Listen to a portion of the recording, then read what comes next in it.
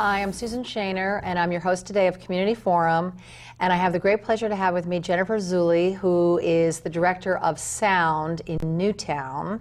It's a center for music and the healing arts. Welcome, Jennifer. Hi. Thank you for having me. Thanks for coming.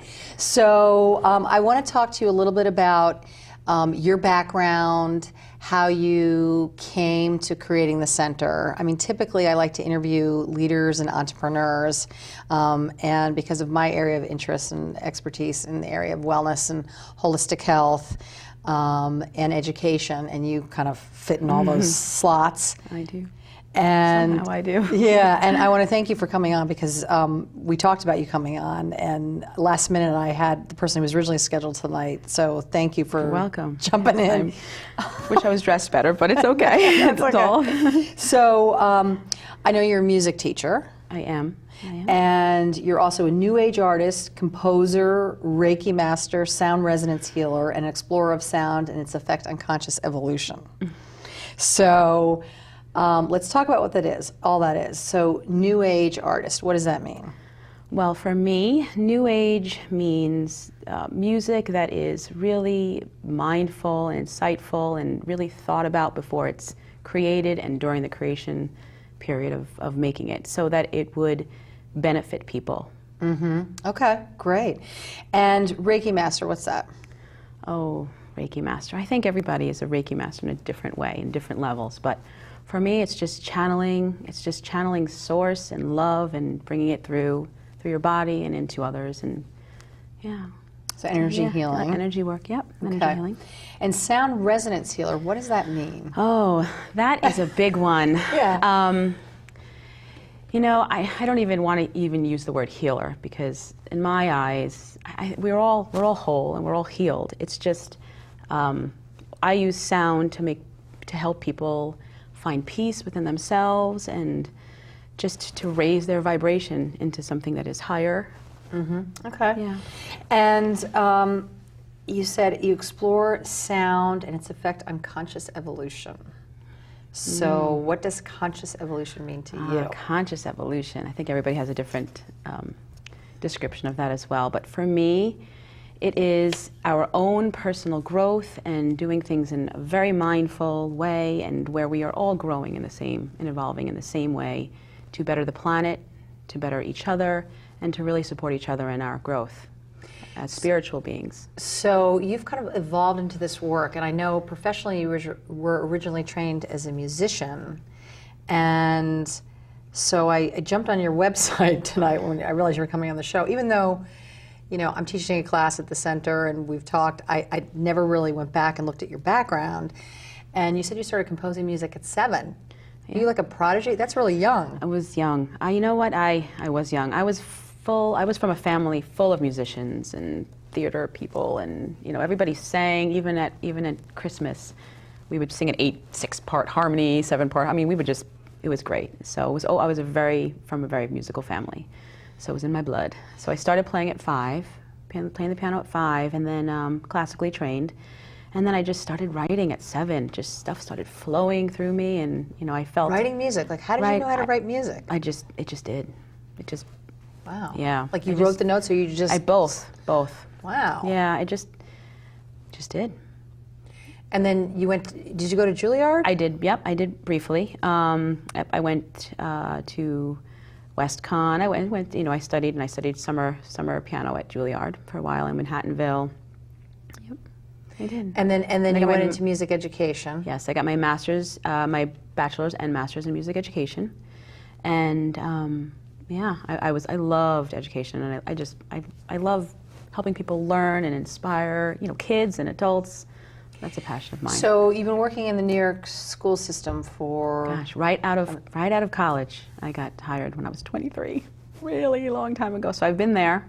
I took a few leave of absences to have my children and, you know, for other things. But I've been there, and I'm a high school choir director and yeah, middle school choir. So I do love that. I do that part-time now so that I can run the center and So write music. you came to running the center. It sort of evolved out of a healing journey. Can you tell us a little bit about your healing journey and how the center came to be? Because I know you opened the doors like the day after Sandy Hook. So yes. can you tell us kind of absolutely, yeah. a little bit about your story? It's a long story, but it's a worthy one to tell. My daughter was born in 2006 in the winter, and she was my first child, and I had a really terrible C-section. It was everything that I did not want. I went to postpartum depression, and I didn't know what was wrong with me. And it was the winter time, and then I got bit by a tick. Actually, it was around April, and I got bit by a tick, and I didn't know it. So, long and the short of it, I ended up having Lyme, or ehrlichiosis, which is fatal from a tick, Epstein-Barr, and mono, all at the same time. Wow. Right after. So how could you even function? I was not functioning at all. I went to so many doctors and said, what is wrong with me? I can't sleep, I can't function. I didn't even remember what the word chair was. There was a part that I had word retrieval issues. It affected my nervous system. How did you even take care of the baby? It was very hard. I cried every day. My muscles and joints were aching, and that was my first spiritual awakening. I would look back and say that was it. 7 months went by, and my heart was palpitating. I was just infested everywhere, the Lyme. And you didn't know what it was? I didn't know. No doctors could diagnose it? No, the tests weren't coming back positive. Why is that? That's strange. I don't know. But then finally I found a doctor. She did another test. She said, I don't care what the tests say, I'm just going to treat you for Lyme. So she did, and I starting the healing journey, which took years, because it was really infested in my body. But looking back, I knew that during that time, for me to be able to function for 5 minutes without wanting to jump off a bridge, I had this beautiful baby, and I just couldn't be. I was in pain. My brain was all, going kind of wacky with the Lyme and everything. I stumbled on a book by Elizabeth Lesser, the co-founder of Omega Institute, called The Seeker's Guide. Yeah. And I read as much as I could in 5-minute increments, because Lyme really affects your, concentration and memory retention. And I tried to start meditating for 2 minutes at a time. 2 minutes. Because I couldn't do anything more. Oh, wow. It was, yeah. And who was taking care of the baby while you were... I was. How? Well, my husband was too at the time. He was, and yeah, it was quite the time. I remember being on my bathroom floor, my laundry room floor, and doing laundry, and I'm like, just kill me at this point, because I can't. One day I'm feeling kind of better, the next day I'm in pain, and yeah, it was just. Wow. It was really about surrendering for me, complete and utter surrendering about everything, and looking at life in a completely different way. I was traveling to New York and doing my work there, and it was about everything else. It was about surrendering to who I was. And I had put my music to bed at that point for about 10 years. I stopped writing when I was about 21. Just because you were working? I was working, I was tired, and you know what, I didn't think I was good enough. There was part of me that didn't feel worthy, so I just stopped writing. And maybe I didn't feel like I had anything to say at that point too, in life and jobs, and so I started writing again. There was a brief little quote in The Seeker's Guide, and it was all shall be well, and all manner of things shall be well. And it just played in my head and just formed into a song, and then the floodgates opened and I started writing again. Okay. This was in about 2009. So I started feeling a little bit better. Once I started writing again, and I was, doing the alternative and Western, medicines for Lyme. I did everything. I hit it from all angles, plus meditation, and I started getting into more meditation. Then I started writing meditation music because it helped me. So what helped me heal was the way I went. Yes, and you've done a couple of CDs now. Yep. So I did about three or four since 2009. So, and then I thought I was on my life path, writing music. I released 1 album or 2 albums at that point. And then in 2010, another life awakening happened. I thought I was there. There was more to my story. So within 2 months, I was pregnant. I had lost my baby. My house was robbed, and all of my music and software and recording software was stolen. My wedding rings, my husband. Who would want your music? It was in the computer, and all of the software and everything was stolen. Yeah. Yep, stolen. And then when my daughter and I were hit by a car. She had a head injury. I hurt my right leg and fractured a part of my back. And then at that point, I think I was done. I was like, okay. But I wasn't done, because then in another accident after that, it's just a kind of a crazy story, I broke my other leg, tore my tibial plateau in 3 spots and my ankle, and I was in a wheelchair for a few months. And I said, okay, well, what else would you like? Wow. And then the vision of sound came. Not necessarily the whole vision, but a center that incorporated arts, which I love the arts, and spirituality, and putting them together and weaving them so it was educational and helpful for people. As I'm laying in my bed with a full leg cast. Yeah. Well, so that was that. I just want to read something that kind of quotes to your music. This is on your website. I was really taken by this. R.J. Lennon from Zone Music, is a Zone Music reporter. He writes, "There are many kinds of doors in life, some open, some closed. Some are made of oak, alder, or steel, but there are other kinds of doors too. There just might be the darkest, the hardest to open. They are doors of the spirit, the heart, the soul, and the mind. These doors are often closed because we're afraid to knock and enter. We fear the other side." Not Jennifer Zulli. She's opened many doors in her life, and she is brave enough to share her set of keys through her music. That's powerful. Yeah. Yeah. So your music came out of all this crisis, it sounds like. Yes, it did. And you had the vision to open up sound, so it was sort of this, sounds like this amorphous vision, and then how did you get clear, and how did you What's funny? get the guts to do it? It's so funny. This is where the magic happens, I think. You know, once, I think, for me and what I see with people, once they are really become true and want to become true to who they are, instead of fitting a mold into something that they're not, and they really step into who they are, which is the hardest thing, I think, in the world, because we are taught to be somebody we're not. We are taught to fit a mold. We are taught to test. We are taught to be good at tests. We are taught, but that's not who we are. So once we are brave enough to finally say, okay, I'm here, now what? Show me the way. Whatever you believe in, God, source, whatever it is, Jesus, whatever it is, your higher self. When you step into that and you are willing to unwrap and peel off the layers of who you are, then the magic happens. So at that point, when I was laying down in a cast and not being able, my daughter was 3, I was crawling around my house. It was sort of a comic show, because you looked at me, I cried, you laughed, I cried, you wanted to help me, I still cried. I mean, it was just, I just broke open. I had a dream that it was in 2010, that I was walking into a church, and I was being guided up to the altar, and Grace, my daughter, was holding in one hand, and I had a little boy in the other. So we're walking up to this church, being pulled to the altar, and Beethoven is there. And I love Beethoven. Beethoven is one of my favorite composers forever. His passion is, and I said, hi. And he's like, can you bring the piano up? And I said, okay, can you watch my kids? So I give him my kids, I'm downstairs, I'm trying to pull this piano upstairs. I can't get it up. And it was one of those dreams, and then he came down to help me, and he started talking about building, and it was one of those dreams where when I woke up, because my daughter was crying in the other room, she woke me up at like 3 a.m, I turned on the light bulb blew, so it was one of those huge dreams that I would never forget. So I knew that there was something in it. I didn't know how it was going to play out. It was 2010. So the light bulb in real life. My light, in real life. I turned on the light bulb and it blew. So there was so much energy in that dream. Wow. Yeah.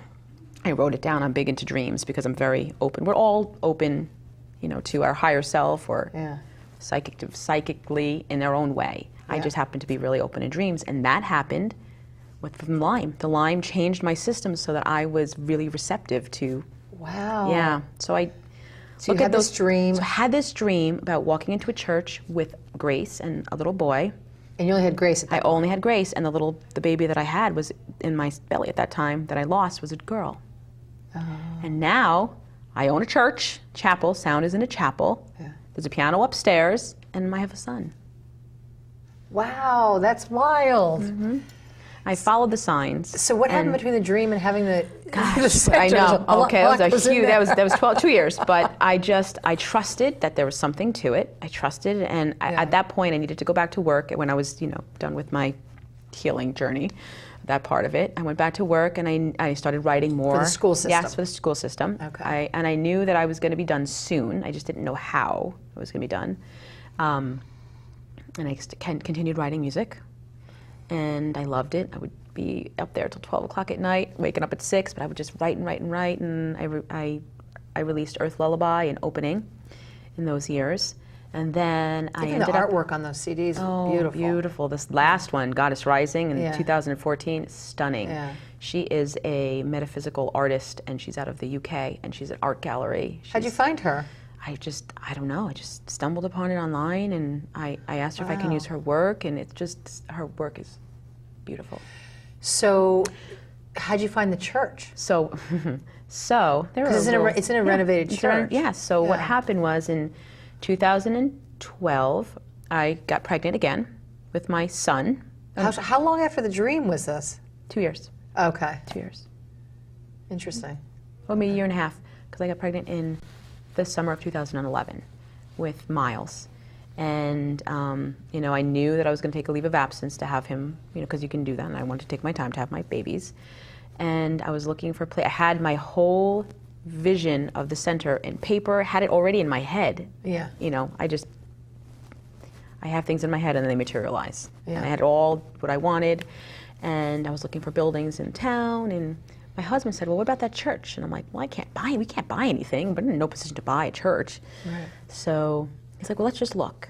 So we looked, and I walked in it, and right away, I knew.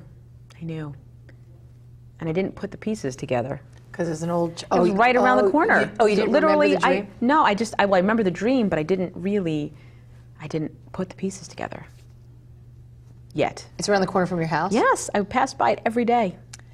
Interesting.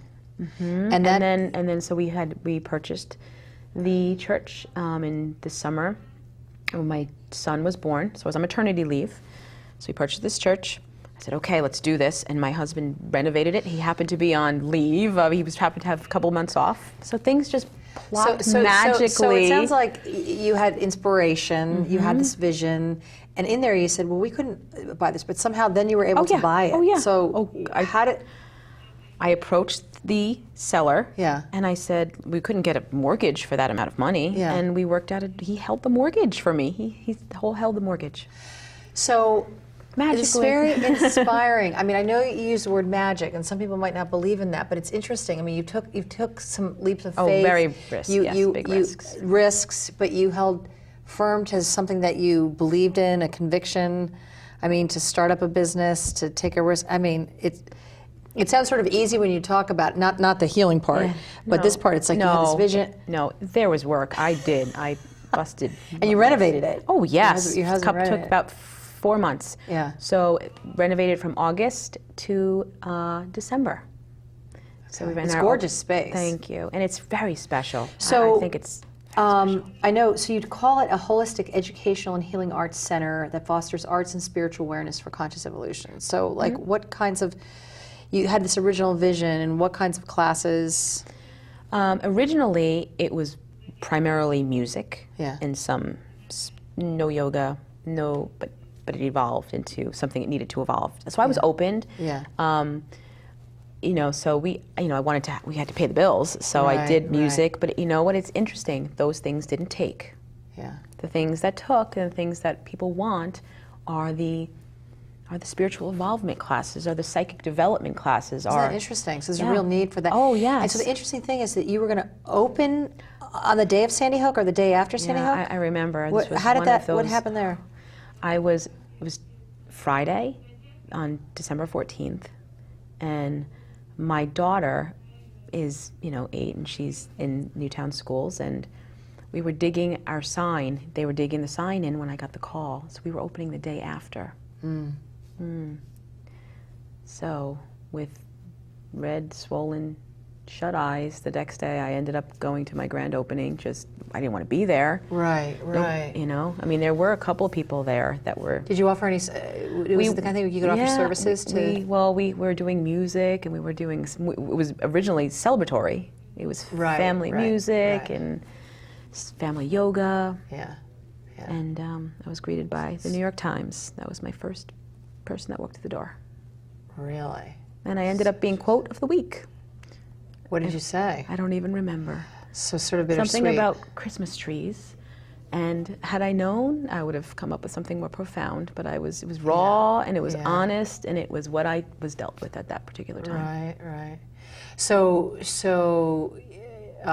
really interesting timing. I mean, sort of weirdly fortuitous. But so you opened it at the same time you were still working full time at the schools. No, I took a leave of absence to have Miles. So so you were still on leave of absence. Okay, but then you went back, and now I did go back. And now now I'm working part time there. Because I love it. I mean, I love high school choir. I love it. Yeah. So I'm working a couple days So a week. what advice would you give to either somebody on a healing journey or an entrepreneur that wants to move into the holistic healing space?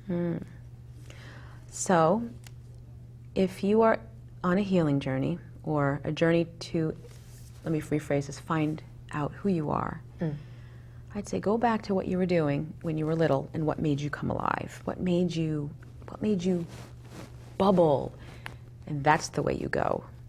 Follow what makes your heart explode. Follow the tingles, and that's the direction you go. And don't give up.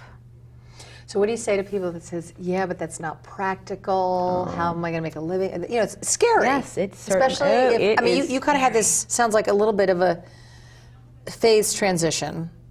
You know, kind of how somebody would practically do that, because it could be very scary, right? It's very, very scary. I mean, we took my annuity out of my retirement to do this. So, it is. But I do think, you know what? If you're willing to work for what you love with passion, the universe or whatever you believe in that surrounds you will come up and support you. Yeah. Many, many, many things will support you. Yeah. So what's your vision for the center and for your work? So right now we're offering tons of different kinds of classes, yoga, things on a regular basis. We do semesters, and we have the Healing Arts Center downstairs. My vision is to grow, expand. I'm working on, hopefully, maybe in a year or two, putting a tree house in the back. And that'd be fun. Yeah, a tree house. Yeah, putting. What are you going to do with the tree? Well, a big tree house, like on the water. It'll happen. It's in my head. It will happen. I'm working on a homeschooling project. Oh, interesting. Because I love academia. I love education, and as much as I love what I'm doing in the public schools, I believe that there's other ways to do things. So, yeah. So maybe starting an academy for homeschoolers. Yeah. Like a part-time private school. So it almost sounds like you want to have like a little compound. You kind of want to do it all. I do. I don't see why we can't. So let me ask you this. I mean, you're so inspirational and optimistic. I mean, what were some of the challenges that you faced along the way, and how did you overcome them regarding getting the center up? I mean, obviously you had tremendous challenges with your healing and spiritual journey, but in terms of getting the center up and running. Well, I think being flexible and allowing your business to evolve organically.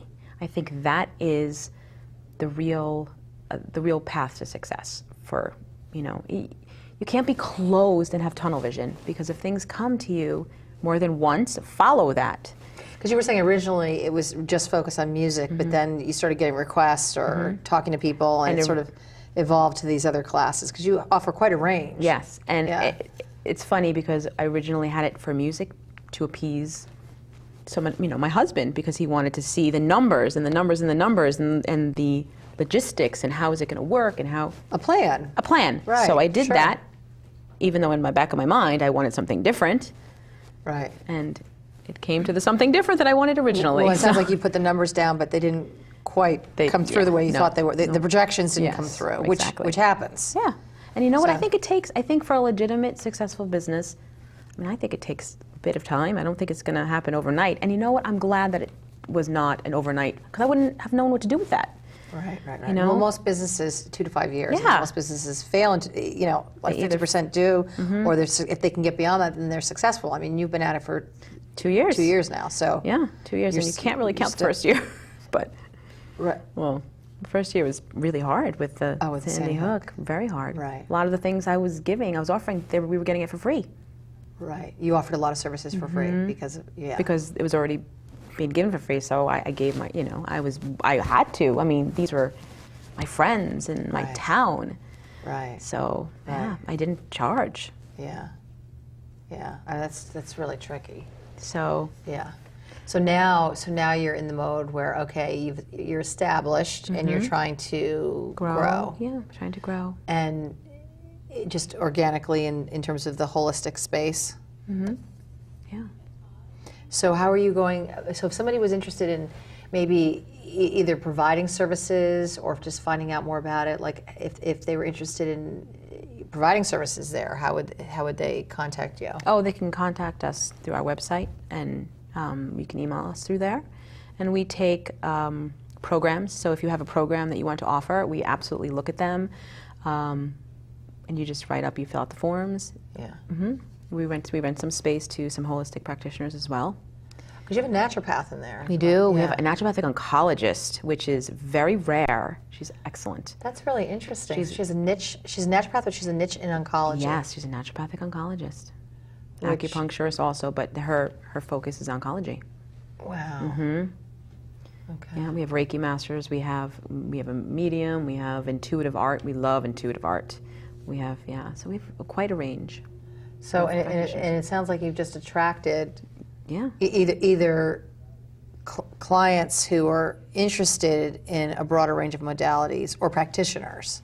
Both. Yes. Okay. Yeah. So if somebody was interested in providing the services, they should contact. What's the email address? Oh, the website's www.soundcenterarts.com, or they could go on Office at Sound Center Arts.